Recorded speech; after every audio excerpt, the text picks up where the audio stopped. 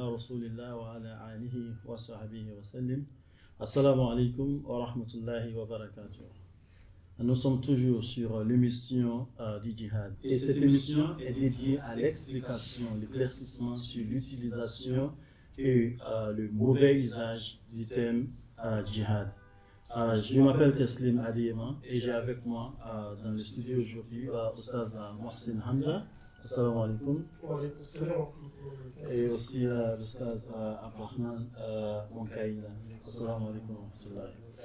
Donc, Inch'Allah, dans ce 6e épisode, il s'agit de question de l'introduction aux formes militaires du djihad. C'est ce que les gens comprennent toujours quand on parle du djihad, ils comprennent toujours à la forme militaire du djihad. Et c'est ce qu'on veut, faire l'éclaircissement là-dessus aujourd'hui. J'aimerais commencer avec vous, Oustaz Mohsin. Alors que la forme spirituelle du djihad est une obligation individuelle, qu'en est-il des autres, en particulier les formes militaires du djihad? Est-ce que c'est une obligation individuelle ou une obligation collective, ce qu'on appelle fardul kifaya? Alhamdulillah Rabbil Alamin, wassalatu wassalam ala rasulillah, amma ba'd. La question c'est de savoir si la forme militaire du djihad est un devoir individuel ou un devoir collectif. Tout d'abord, il faut revenir sur les sentences de l'islam. En islam, nous avons 5 sentences. Nous avons ce qui est obligatoire, ce qui est optionnel, ce qui est de la sunna qu'on appelle mandoub mi sunna. Nous avons la sentence qui est détestée, on appelle makruh. Nous avons ce qui est interdit, on appelle haram. Revenons un peu à ce qui est obligatoire. C'est dans le cas où nous sommes ici. C'est-à-dire que si on dit quelque chose obligatoire, la personne, s'il ne le fait pas, il sera châtié. C'est ça. Maintenant, nous avons des classifications au niveau des obligations. Maintenant, pour aller très vite, prenons la classification qui a trait avec la personnalité. Donc, nous avons 2 classifications. Nous avons une obligation qui est individuelle, nous avons une obligation qui est collective. Donc, est-ce que le faire qu'on appelle le djihad militarisé, est-ce que c'est une obligation individuelle ou une obligation collective? Ce qu'il faut retenir tout simplement, c'est une obligation collective. Ce n'est pas l'obligation individuelle et nous verrons ça par la suite. Parce que si c'est une obligation individuelle, ça veut dire que le djihad va prendre le statut de la prière canonique, le statut de zakat, le statut du jeûne. Alors que si nous parlons de la guerre, au temps du prophète Mohammed sallallahu alayhi wa sallam, ce ne sont pas tous les compagnons qui se rendre sur le terrain de bataille. Jusqu'au point où le prophète sallallahu alayhi wa sallam, il déléguait les gens à la maison de rester à la maison, comme je vais prendre le cas de Abu Lubaba. Souvent le prophète sallallahu alayhi wa sallam le désignait de rester à Médine, avec d'autres compagnons aussi également comme Othman ibn Affan. Donc, si nous regardons bien aussi également l'aspect de la sécurité, parce que si vous parlez de djihad qui a trait avec le djihad militarisé, vous parlez de la sécurité du pays. Ça fait partie de ce qu'on appelle maslaha, c'est-à-dire quoi, le bien public, le bien collectif. Donc le bien collectif, ce sont des choses qu'on met dans les premiers rangs, vous voyez, et on met les experts devant ces choses publiques-là. Parce que si on ne le fait pas, ça peut toucher tout le monde. Exemple, on dit ceux qui sont à Abuja refusent d'être un mécanicien. Tout le monde refuse d'être mécanicien. Bon, maintenant, vous savez le mal que ça peut causer. Donc on doit avoir des gens qui vont se spécialiser. C'est comme ça aussi. Nous avons des gens qui se spécialisent parce que c'est un bien, véritablement, qui est collectif. Aussi également la sécurité, c'est un bien collectif. On ne peut pas mettre de n'importe qui devant. Vous voyez. Donc, si nous résumons, en nous regardant l'aspect de la sécurité nationale, je prends un pays et on voit que c'est un bien collectif. On regarde aussi également, comment dit-on, le fait de mettre les experts devant ces deux aspects-là. Ça, on a dit que c'est un fardeau kifaya. Lorsque nous avons des gens qui sont compétents, qui mènent ce tas déjà, ou bien qui couvrent ce tas, on peut dire que c'est bon déjà, que les autres sont délaissés. Mais lorsque tout le monde délaisse, cela ça devient un péché pour tout le monde. Donc de façon succincte, on n'a pas le droit de se lever pour dire je veux faire le djihad. Donc tout d'abord, même en islam, le djihad est sous l'égide de l'amir. Le djihad est sous l'égide de l'amir. Et si on veut être un bon musulman, le leader suprême. Oui. Donc le leader suprême, le commandant, vous voyez. Et si nous revenons à la vie du prophète Mohammed sallallahu alayhi wa sallam, il n'a aucun compagnon qui s'est rendu sur les lieux de bataille sans l'ordre du prophète Mohammed sallallahu alayhi wa sallam. Donc c'est ça la tradition du prophète Mohammed sallallahu alayhi wa sallam. Et ils n'allaient pas tous aussi également. Merci beaucoup pour cela. Donc, parce que quand on parle des obligations individuelles, telles que vous l'avez dit, on parle de la prière obligatoire, des 5 prières obligatoires du jour. Donc, si le djihad est considéré comme une obligation individuelle, ce qui veut dire n'importe qui peut s'élever et déclarer à la guerre contre qui il veut. Et cela est très dangereux parce que il y aura des raisons, vous voyez, chacun a ses raisons pour lesquelles il veut se battre. Ça serait le désarroi. Donc, c'est pour cela que l'islam met ça sous l'égide de l'amir, du leader suprême, à notre temps, on peut dire même du président d'un pays. Inch'Allah. Merci beaucoup, Ostaz. Si je viens à vous, Ostaz, quelles sont les principales sources de preuves, de préférence du Coran et de la Sunna du Prophète sallallahu alayhi wa sallam pour cette position que l'Ostaz vient de nous expliquer, et que la guerre ou la forme militaire du djihad est une obligation communautaire et non individuelle. Alhamdulillah wa salatu wa salam ala Rasul Mustafa. Merci une fois de plus de m'avoir donné la parole.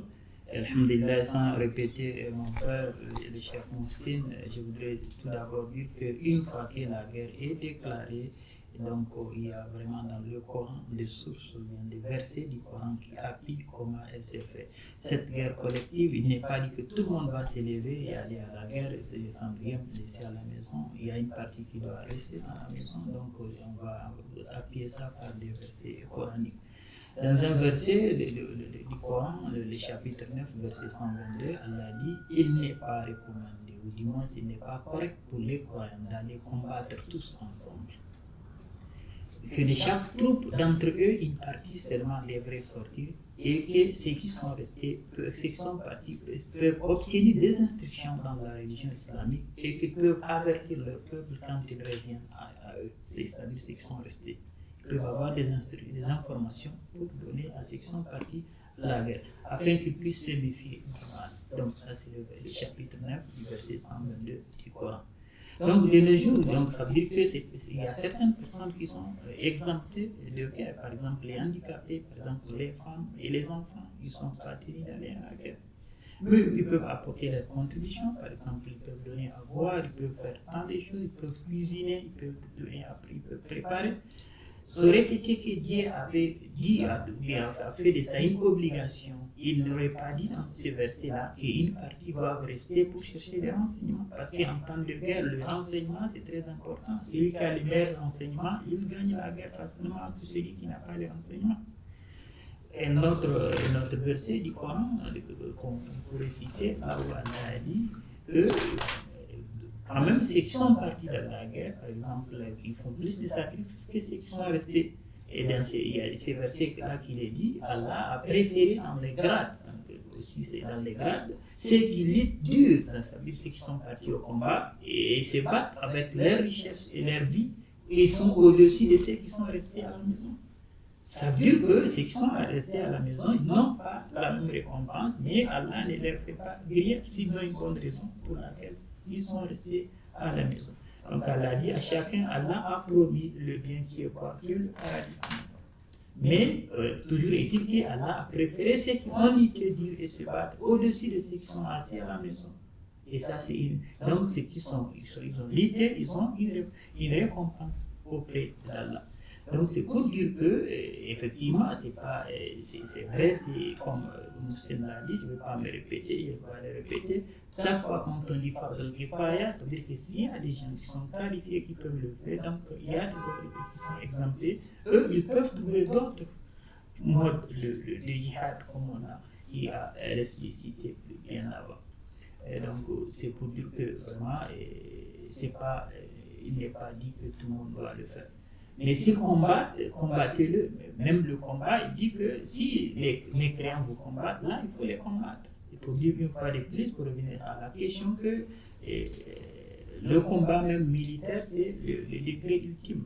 Donc, mais au cas où c'est déclaré, et voilà la façon dont il faut faire ça. Et voilà. Donc, merci. Oustaz, sur la même question l'obligation du djihad est-il individuelle ou communautaire? Est-ce qu'il y a des circonstances dans lesquelles le djihad peut être une obligation individuelle? Oui, il y a des fois, comment dit-on, le djihad qui est collectif, qui est une obligation collective, peut toutefois devenir une obligation individuelle. Les savants citaient les cas et ils se sont basés sur le Coran et la Sunna. Premièrement, on peut citer ceci où lorsque on se trouve, comment dit-on, lorsque quelqu'un se trouve dans le rang de la bataille déjà, c'est-à-dire il est déjà sur le terrain de la bataille. Vous voyez, il est déjà sur le terrain de la bataille, dans le rang, il n'a plus le droit de fuir. Il n'a plus le droit de fuir, ça devient une obligation pour lui. Parce que Allah subhanahu wa ta'ala dit ceci dans le Coran: Ya ayyuhalladhina amanu idha laqitum alladhina kafaru zahfa fala tuwalluhum adbara. Vous qui croyez, quand vous rencontrez l'ami des mécréants en marche, ne les tournez point le dos. Quiconque ce jour-là les tourne le dos, à moins que ce soit par tactique de combat ou pour rallier un autre groupe. C'est-à-dire, si la personne se trouve déjà dans le rang des musulmans, il n'a plus le droit de quitter. Ça devient fardu ayn. Ça peut aller. Ça fait un. Le 2, lorsque le commandant a désigné un groupe pour dire toi, il faut aller à la guerre, ça devient une obligation pour la personne automatiquement. Ça devient fardu ayn. Parce que le prophète Mohammed sallallahu alayhi wa sallam a dit: celui qui me suit ou bien celui qui m'obéit, obéit à Allah. Et celui qui obéit, celui qui me suit et qui suit son émir, c'est-à-dire celui qui suit le commandant, celui qui suit le chef suprême, et certainement la personne aussi, elle a obéi au prophète Mohammed sallallahu alayhi wa sallam, tant que ce commandant est sur la bonne voie. Ouais, donc ça fait 2 cas. Premièrement, j'ai cité ceux-là qui se trouvent déjà dans le rang des musulmans, ça devient fardu ayn. C'est un collectif. Une fois qu'il est déjà dans le rang, ça devient fardu ayn, il n'a plus le droit de quitter. Ça fait 1. 2. Même Allah dit, s'il quitte même, ça doit être des techniques tactiques pour pouvoir tromper l'ennemi et non pour quitter. Même Allah dit même pour dire si jamais quelqu'un le fait, et la personne aura une mauvaise destination. Allah nous en préserve. Ça fait 2. 3. Le djihad. Ce ne sont pas le djihad, là, ça c'est la forme de lutte. Ça devait faire dans lorsque quelqu'un vous a cambriolé et vous voyez que vous êtes dans la possibilité de vous défendre. Vous n'avez pas le droit d'attendre la police ou le commissaire. Même la femme, si elle peut se défendre, pas forcément d'attendre le mari, elle doit se défendre. Il avait même dans la récit, le prophète sallallahu alayhi wa sallam a dit: vous demandez à la personne, laisse-moi 3 fois, s'il ne le fait pas, vous défendez. Et si la personne meurt, il devait mâtir. Mais il faut être intelligent là. Si tu vois que tu es capable, il faut le faire. Mais si tu vois qu'on n'est pas capable, tant qu'on vit, on peut toutefois encore reconquérir tout ce qu'on a perdu. Aussi également, comme on a dit, le fardu kifaya peut devenir fardu ayn dans d'autres circonstances aussi également où on voit que le besoin se fait sentir. Et là maintenant, je prends le cas des femmes où le djihad n'est pas du tout ni fardu ayn ni fardu kifaya pour eux. Vous voyez, tout ce qu'on les demande, elles ne doivent pas combattre. Vous voyez, mais peut toutefois dire, comme ça l'a dit, les soutenir, peut-être être le docteur, mais la docteur du groupe, et être la cuisinière du groupe, être aussi celui-là qui les aide dans les munitions et autres. Maintenant, il se peut que si véritablement nous sommes dans notre pays, on reçoit qu'on appelle un emprisonnement, il y a un embargo sur nous, ils sont venus nous capter dans notre maison, là, ça devient fardeau aïn, parce que vous devez défendre votre liberté. Donc ça devient aussi un fardeau là. Ils sont venus peut-être dans le pays pour une invasion, bien pour vous prendre. Qu'est-ce que vous devez faire? Vous devez faire de aïn à tout le monde, même la femme doit faire quelque chose pour pouvoir, parce que la liberté est chez la souveraineté. Dans ce cas, les savants disent ça devient fardeau aïn. Donc voici les exceptions que l'islam cite pour dire le fardeau qui est un fardeau kifaya pour les experts, ça devient fardeau aïn. Et pour ne pas oublier, il y a aussi un là. Lorsque quelqu'un est un expert dans un domaine, il est un expert dans un domaine, ça devient fardeau aïn pour la personne. Il a fait ses études dans l'armée, il a évolué, il a eu des grades, mais il dit que aujourd'hui ça ne me plaît pas, alors qu'ils sont dans le besoin, ça devient fardeau aïn. S'il ne le fait pas, il devient un grand pécheur. Un grand pécheur, il doit me se mettre devant. Parce que lui, il a la compétence, ça devient fardeau aïn. Et les savants disent ceci. Si vous vous lancez dans un domaine où vous avez l'obligation d'être bon dans le domaine, ça devient fardeau aïn parce qu'on va compter sur vous. Il est docteur, il est comptable, il est économiste et autres. Les infirmières. Les infirmiers. Vous avez l'obligation de donner le meilleur de vous-même parce que vous êtes appelé à remplir des responsabilités vis-à-vis du pays. Parce que les gens pensent souvent que ce ne sont pas de l'adoration, ça se résume à la prière, à l'étude du Coran. Mais le Coran nous incite beaucoup à faire des choses. Vous voyez, c'est un bien collectif, on doit veiller à ça. C'est une adoration, véritablement, qu'Allah nous incite et qui nous donne la bonne compréhension de sa religion. Amen. Donc, merci beaucoup, Oustaz, pour ce développement. En résumé, si vous me permettez, c'est que la forme de combat du djihad est pour le gouvernement et pour les dirigeants de gérer comme un djihad est géré uniquement par les autorités de l'État. Donc, mais quand il devient fardeau kifaya, il devient fardeau ayn pour les spécialistes et les personnes de la défense qui sont responsables. Donc, il peut être fardeau ayn en rendant chacun responsable si et seulement si personne ne prend la responsabilité du fardeau kifaya. Ce qui veut dire qu'il n'y a personne, on n'a pas des éléments qui peuvent remplir ces responsabilités-là. Donc, il devient fardeau ayn pour tout le monde. Donc, tout le monde doit exercer, aller se développer, aller étudier, aller s'enregistrer dans les efforts militaires pour qu'ils puissent former une armée qui peut défendre les communautés. Merci beaucoup, Oustaz. Merci aussi à Oustaz Abrahman Moukaila pour votre présence aujourd'hui. Inch'Allah. Nous sommes arrivés à la fin de cet épisode. Merci à nos téléspectateurs et auditeurs aussi. On se retrouve dans l'épisode suivant pour continuer le traitement de ce sujet. Assalamu alaikum wa rahmatullahi wa barakatuh.